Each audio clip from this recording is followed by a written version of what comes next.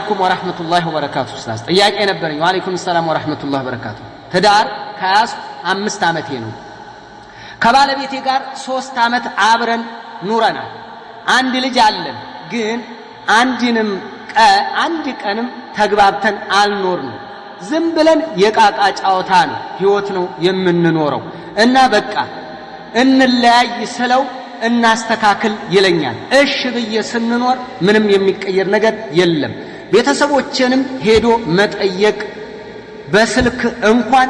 አይጠይቅም አናግራቸው እና ፍቺ በጠይቅ حرام ይሆንብኛልን ባረከላሁ ፊክ ዋናው ቤተሰቦችን አይጠይቅም ቤተሰቦችን ነሽን የመጠየቅ ግዳጅ የለበትም ይሄን ነው እኮ እንደ ኑሮ ነው እንጂ እንደ ትእዛዝ አይደለም እንደ ሁክም አይደለም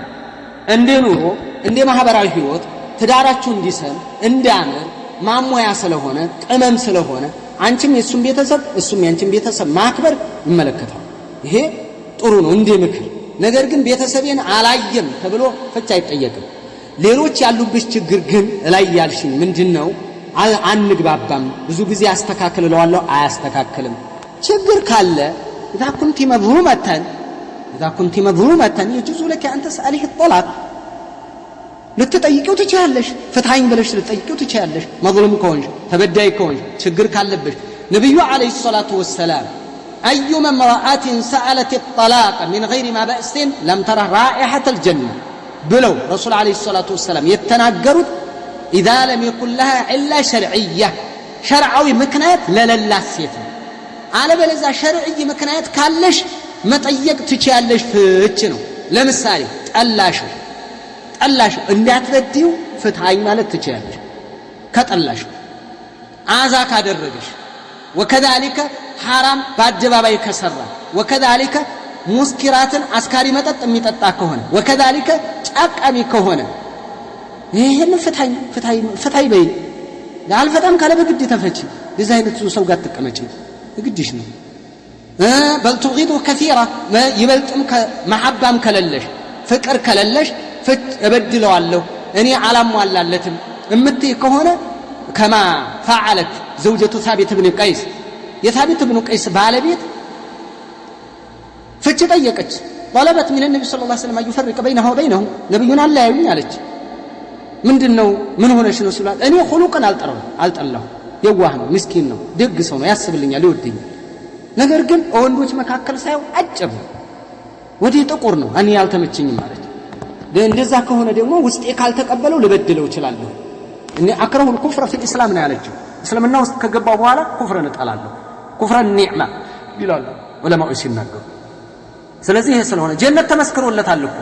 ጀነት የተመሰከረለት ነው ثابت بن قيس ማለት የሚገርማችሁ مع ذلك ግን እኔ ያልወደድኩም ማለች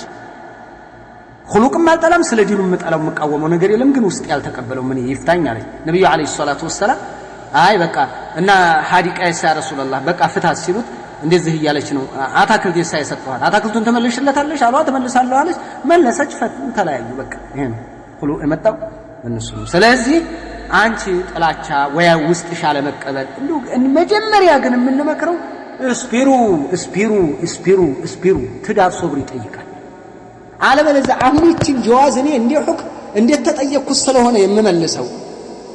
አንዳንድ ጊዜ ወደ ምክርም የምገባው እኮ ከጥያቄው አንፃር መመለስ ቀጭ ፊትለፊት ቶሎ ቀጭ አድርጌ ማለፍ እችላለሁ ግን መስመር እየፈለጋችሁ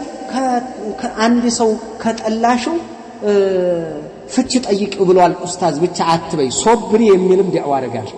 ሶብሪ መጀመሪያ ታገሽ ትዳር ሶብሪ ይጠይቃል ትዳር ሁሉ ጊዜ አልጋ ባልጋ አይደለም ትዳር ሁሉ ጊዜ ጥጋብ